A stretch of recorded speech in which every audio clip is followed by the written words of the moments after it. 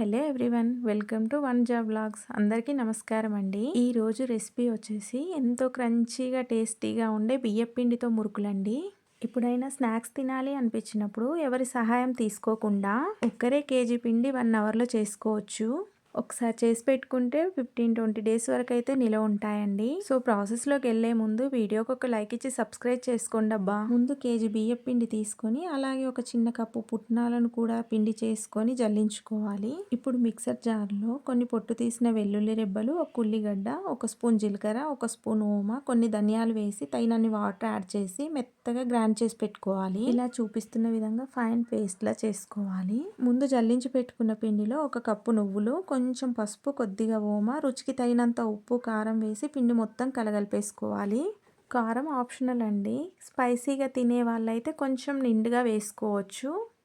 పిండి అంతా ఇలా మిక్స్ చేసుకున్న తర్వాత ఇప్పుడు మనం ముందే సిద్ధం చేసుకున్న మసాలా పేస్ట్ని కూడా యాడ్ చేసుకోవాలి. సో నేను ఇక్కడనైతే వడగట్టి వేస్తున్నాను. ఇంకా మెత్తగా పట్టుకొని డైరెక్ట్గా అయినా వేసుకోవచ్చు, కానీ ధనియా కానీ వెల్లుల్లి కానీ నలగక అడ్డొస్తే మురుకులు సరిగా రావండి. అందుకే రసం మాత్రమే వేసేసుకున్నాను. ఇప్పుడు మళ్ళీ ఒకసారి పిండి మొత్తం అంతా మిక్స్ చేసుకొని ఒక 2 స్పూన్ల వేడి వేడి ఆయిల్ వేసుకొని పిండి మొత్తం కలగలిపి ఉప్పు కారం సరిచూసుకోవాలి.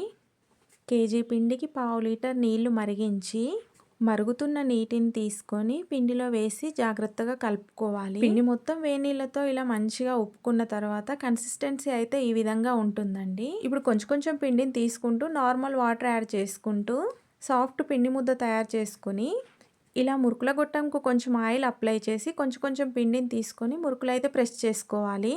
ఇలా చూపిస్తున్న విధంగా కానీ లేదంటే మీకు నచ్చిన షేప్లో కానీ ఏ విధంగా అయినా చేసుకోవచ్చు. మురుకుల పావుతోనైతే రకరకాల బిళ్ళలు వస్తాయి కదండి. సో మనకు నచ్చిన బిళ్ళని యూజ్ చేసుకొని మురుకులు అయితే రెడీ చేసుకోవచ్చు. పిండి సాఫ్ట్గా కలిపి పెట్టుకుంటే మురుకులు కూడా సాఫ్ట్గా ఈజీగా వచ్చేస్తాయి. సో ఇలా అన్నీ ప్రిపేర్ చేసుకున్న తర్వాత డీప్ ఫ్రైకి సరిపడా ఆయిల్ పెట్టుకొని ఆయిల్ హీట్ అయిన తర్వాత ఒక్కొక్కటి ఇలా నిదానంగా వేసుకోవాలి. మీడియం మంట మీద 2 సైడ్స్ ఇలా కాల్చుకోవాలి. ఇలా గోల్డెన్ బ్రౌన్ కలర్ వస్తే సరిపోతుంది. ఆయిల్ నుంచి తీసిన తర్వాత కూడా కొంచెం కలర్ చేంజ్ అవుతాయి. సో చూసి తీసేసుకోవాలి. చేతితో తీసి వేయడం రాకపోతే చిన్న చిన్న ప్లేట్ల మీద కూడా ప్రెస్ చేసుకొని వేసేసుకోవచ్చు. అంతే అండి, ప్రిపేర్ చేసుకున్న మురుకులన్నీ డీప్ ఫ్రై చేసి తీసుకోవడమే. అంతే అండి, మన బియ్యపిండి మురుకులు అయితే రెడీ. మీరే చూడండి ఎంత క్రంచీగా వచ్చాయో. Thank you for watching. Bye అండి.